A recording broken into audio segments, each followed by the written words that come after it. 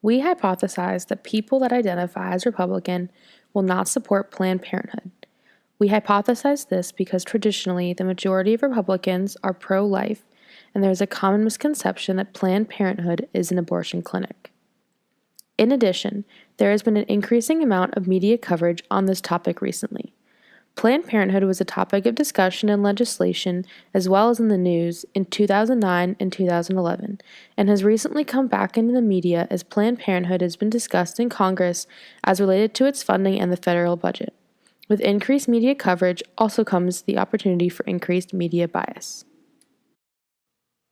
Planned Parenthood offers a variety of mental and physical health services to men and women, but the core services they provide include STD testing and treatment, cancer screenings, family planning services, and education in many of those areas.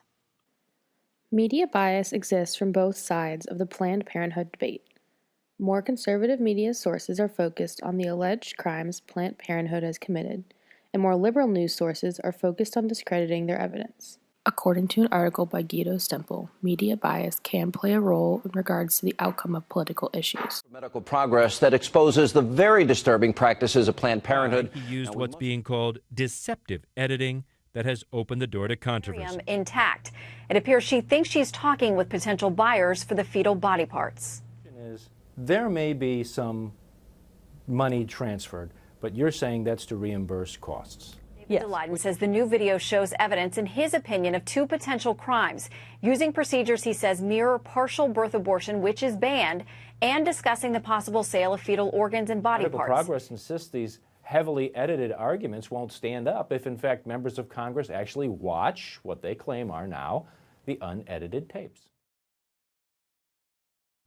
Our survey consisted of two main questions. Do you support Planned Parenthood? And have you ever used the services provided by Planned Parenthood? These questions were supplemented with various demographic questions about the age, political affiliation, and sex of the person taking the survey. Our survey consisted of 30 people, but had limitations because while we tried to word the questions in a neutral way, some people can be very sensitive towards this topic. Others did not have much knowledge on the topic. And our survey group consisted mainly of one age group, so that may have also biased the results. An article from Nagasa Dita states that many university students are uneducated on the risks of sexual activity and unaware of the services provided by this organization. Our dependent variable in the survey was whether or not the person supported Planned Parenthood. Our independent variables were whether or not the person had used the services provided by Planned Parenthood and their political affiliation. As mentioned earlier, our hypothesis is that people that identify as Republican are more likely to not support Planned Parenthood. However, our survey results did not support our hypothesis.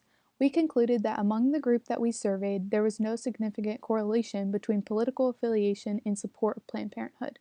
We felt that our hypothesis may have been swayed by what the media says about Republicans, and this idea is supported by an article by Daniel R. Stalder. This article states that Republicans are more prone to harsh media bias, stating that the media tend to make people think all Republicans have conservative views on all issues, which is what we originally thought.